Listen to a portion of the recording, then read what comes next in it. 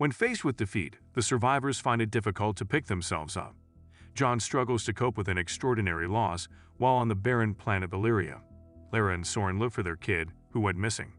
The Arbiter is getting impatient, so Maki needs to be careful. Episode 4 and the Battle of Reach, which featured some unexpected character deaths, were a significant high point for Halo Season 2. Thus, Illyria in Halo Season 2 Episode 5 had the difficult task of at least maintaining the momentum even after the action eventually stopped. Here is everything you need to know about the ending of Halo Season 2 Episode 5. Major spoilers ahead if you have not watched the episode yet. Master Chief John comes to in the middle of battle, not even having time to take a breath. Master Chief is, to put it mildly, rattled by the loss of Vanek in his vicious combat with the Covenant elite, who we now know is the Arbiter. Soren and Riz, two more Spartans who are with Chief, are defending the line against the approaching Covenant soldiers. As the fight in Episode 4 unfolds, Dr. Catherine Halsey, traumatized by the death of her ex-husband Admiral Jacob Kais, tries to reassure Chief that there is still hope. As they fight, many escaped craft are taking off in the distance, beyond the exploded hangar bay they're fighting in. When Chief stands up again and takes his gun, nothing happens until Soren clumsily yells out, inquiring as to whether that is all the Covenant has in store for them. A Covenant brute with armor and a hammer swinging motion arrives through the ceiling to batter the unarmored Spartans. The arrival of Soren's ship, piloted by his wife Lara and Kwanha, who fires a powerful cannon that blows away the brute's armor and kills the beast, is the only thing that saves the party. Master Chief and Halsey are brought aboard by Riz and Soren, and Quan covers the extract with a flurry of minigun fire. Riz dives into a haze of Covenant forces to rescue her fallen teammate's corpse, because she will not leave without Vanek's body. Charlie Murphy's character Maki is seen on her ship, looking out over the wreckage of Reach, talking with Varg Datnay, the elite fighter who has murdered Vanek and engaged Master Chief in multiple duelings. As in the second episode of Sanctuary, Var is upset that Maki prevented him from killing Master Chief in their combat on Reach. Maki is accused by the Arbiter of sympathizing with the demon, claiming that Maki's religious prophecies are not the only higher purpose he is interested in. Rather, he is interested in the murder of his nemesis. Maki deftly offers to kill her if she is thought to be unhelpful or a traitor to Var, then minimizes Cortana's role by referring to it as a storehouse of human knowledge. For the time being, the Arbiter lets her play with her human technology. When Master Chief awakens, he finds Riz unconscious on a hospital bed, his body shattered and barely holding together. Halsey tends to Chief, who rapidly becomes enraged with her and demands to know if she saw the Spartans as real people or as just weapons of war, and for what purpose she really created them. Maki uses a variety of magical summoning techniques to try to get Cortana to come online, but when she does, Cortana, voice of Jen Taylor, body of Christina Bennington, says she just needs to press a button. Maki reveals that Varg Datnay, the Arbiter of the Covenant, has taken Cortana prisoner, a revelation that fans of Halo have been waiting for since the start of the series. In an attempt to obtain the knowledge she needs on the Halo ring, Maki wishes to examine Master Chief's recorded memories, but Cortana makes it apparent that she cannot be forced to do so. After 3 days of sleep, Master Chief awakens to find Quan, Lara, and Soren by his side. In order to get Soren's kid Kessler, whom Quan took away for safekeeping while saving Lara on the rubble and Soren on Reach, the crew is landing on the mining planet Illyria. While Quan brings Master Chief to visit Vanek, Chief refuses to look at the body, icily declaring that an empty corpse is not the same as his friend. Soren and Lara go to retrieve their kid, rushing Riz into what appears to be the planet's equivalent of a surgeon's office. Halsey is in charge of the procedure. While Soren, Lara, and Quan visit a nearby trader to conduct further research, Master Chief surveys the bleak and arid landscape of Illyria. When Quan approaches Master Chief to perform Vanek's funeral, Chief declines, stating that Spartans do not undergo burials because, in essence, they are already dead when they become Spartans.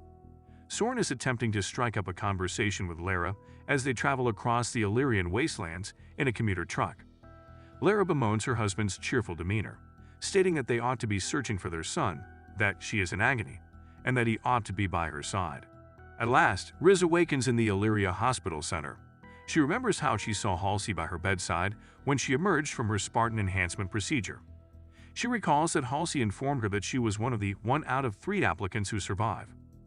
Riz is immersed in thought and contemplation as Halsey imparts the painful news to her that her injuries have diminished her potential as a Spartan and that she would have to work harder.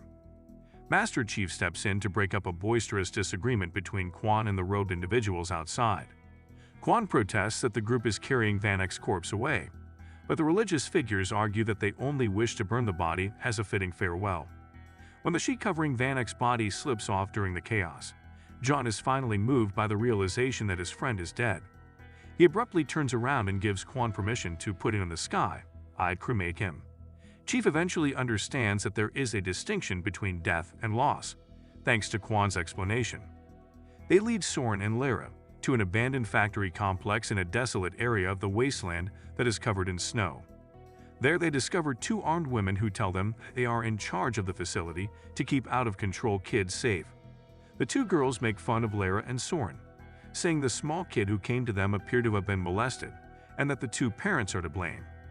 Lara becomes agitated, but Soren helps her step outside to calm herself before coming back in to attempt a more amicable negotiation.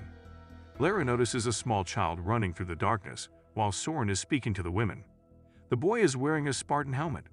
When she follows the youngster, she realizes it's not Kessler, but rather a different boy who was given the helmet by Kessler to inspire bravery in the face of fear.